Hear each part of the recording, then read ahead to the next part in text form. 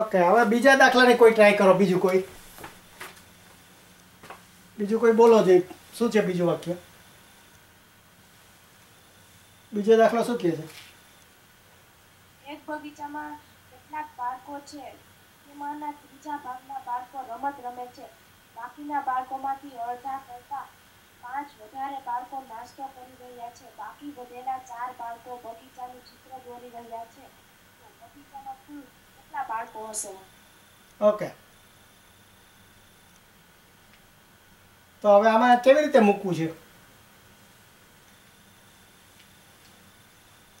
બગીચાના બાળકો બરોબર, યા બાળકો બગીચામાં કુલ બાળકોની સંખ્યા x ધાર લીધી આપણે. બરોબર, હવે એક એક વાક્ય વાંચતા જઈને એનો સૂત્રમાં મૂકતા જઈએ. તો રમત રમતા કેટલા? આ કુલ બાળકો થયા. એટલે રમત રમતા બાળકો કેટલા? તો રમત રમતા બાળકો કેટલા થાય? x/3. બરોબર ને? ત્રીજા ભાગના. પછી બાકીના બાળકોમાંથી અડધા કરતા 5 વધારે બાળકો નાસ્તો કરી રહ્યા છે. તો નાસ્તો કેટલા કરતા હોય? 5. હે, ખબર નથી. 5 વધારે બાકી રહેલા બાળકોમાંથી. એટલે આ જો કુલ બાળક કેટલા છે એમાંથી રમત એટલા રમે છે. એટલે આપણે કુલ શું કરવું પડે? આ x માંથી આ x-3 બાદ કરવા પડે. એટલે બાકીના છોકરા છે ને. આ જુઓ, એક એક જેમ વાક્ય વાંચતા જઈએ એમ આપણે મૂકતું જ પડે. એટલે x તેમાંના ત્રીજા ભાગના બાકીના બાળકોમાંથી અડધા કરતા 5 વધારે બાળકો નાસ્તો કરી રહ્યા છે. તો એ વાક્યમાં બાકીના બાળકો એટલે આ x-3. બરોબર છે? બાળકોમાંથી અડધા. એટલે હવે આના પાછા આપણે અડધા કરીએ તો શું કરવું પડે? 2 ભાગવા પડે. અને કરતા 5 વધારે બાળકો એટલે 5 વધારે એટલે 5 ઉમેરવા પડે. આટલા બાળકો નાસ્તો કરે છે. સમજાણું?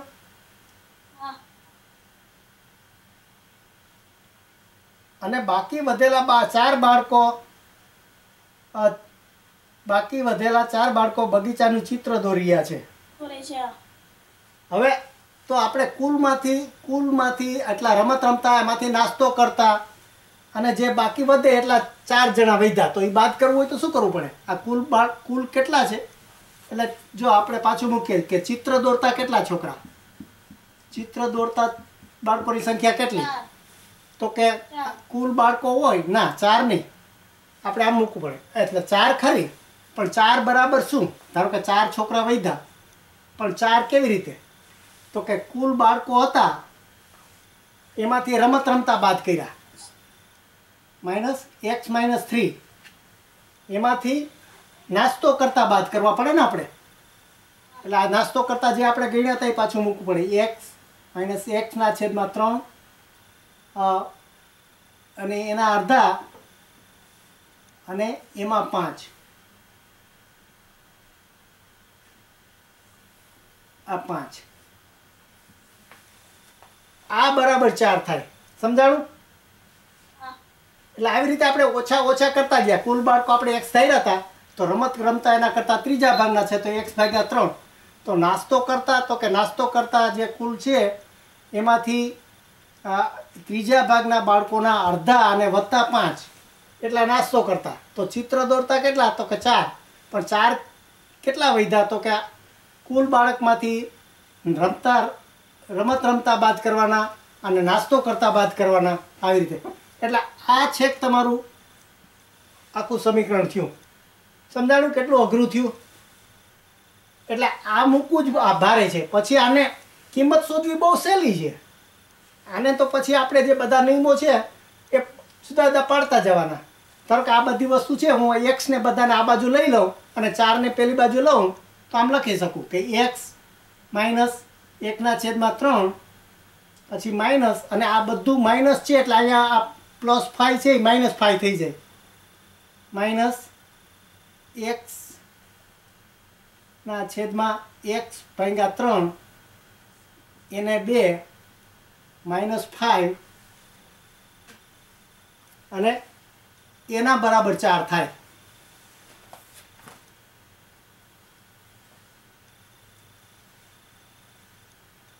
એટલે હવે મારે આ બાજુ 5 છે એને પેલી બાજુ લઈ જવાય તો કેવા કરવા પડે?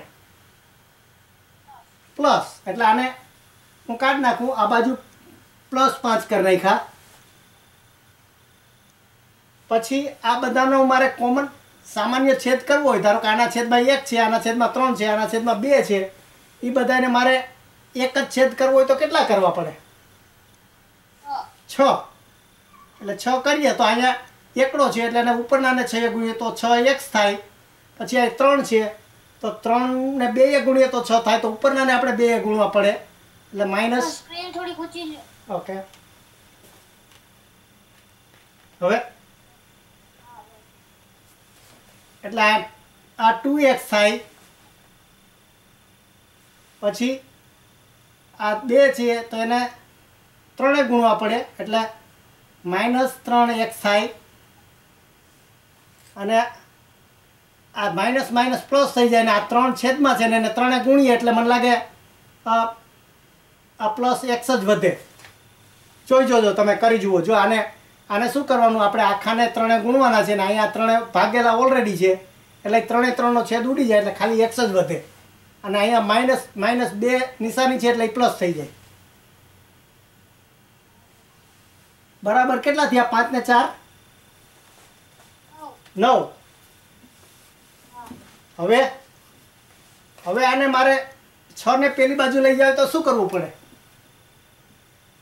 આ 6x - 2x - 3x. સ્ક્રીન નીચે લ્યો. ઓકે. હવે 6x - 2x - 3x + x બરાબર આ 9 છે અને મારે આ 6 નીચે છે અને ઓલી બાજુ લઈ ગયો તો 9 × 6. આમ કરી શકું ને? હવે આને સાદું રૂપ આપી દઈએ આપણે. 6 માંથી 4, 6 માંથી 2 જાય તો 4, 4 માંથી 3 જાય તો 1 અને 1 પતા એટલે 2x થયા. 2x બરાબર 9 × 6 9 છીકે 54 થાય ને? 54 કે નહીં? હજી આપણે x ની કિંમત નથી આવી. હજી મારે શું કરવું પડે? હેલો.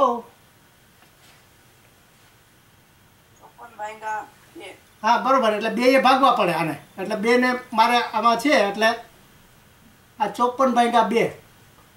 તો x ની કિંમત કેટલી આવી? 27. એટલે બાળકો રમતા કેટલા બાળકો થયા બગીચામાં? 27. જો કેટલું બધું લાંબુ તમારે થયું. એટલે આવી રીતે આખું તમારે સમજવું પડે કે કેવી રીતે સમીકરણ બનાવવું. એટલે તમે હવે ટ્રાય કરજો ઘેરે. જે ન આવડે એ પાછું આપણે હવે ટાઈમ થતો આવે છે એટલે પછી કરશું. પણ તમે તમારે 3 થી 7 દાખલા સુધી તમારી જાતે સૂત્ર બનાવવાનો પ્રયત્ન કરજો. ને એમાં જે અઘરા લાગે એ આપણે કાલે સાથે કરશું.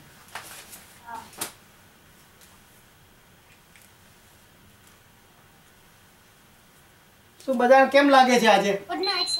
ઓકે. સમજાય છે બરોબર?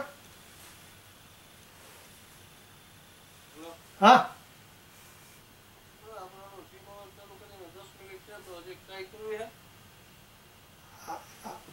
સેમ એટલે પેલા બેન છે એટલે એને બતાવવાનું કહેતા હતા ને, એટલે એને એ જરૂર નથી. હું અહીંયા લખું છું એ બેનને ઉભા રહો. હું અહીંયા નીચે તમને પેલું હું આમાં સ્કાઈપમાં જ હું બતાવું છું હમણાં.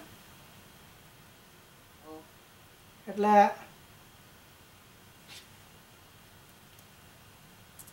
આ જો નીચે તમારે આવ્યો હશે મેસેજ, પેલું HHTP www હર્ક્યુલિસને જે છે ને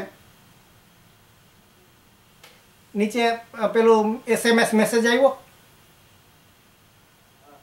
એને ડબલ ક્લિક કરો એટલે ઓટોમેટિક બધું ઓપન થઈ જશે.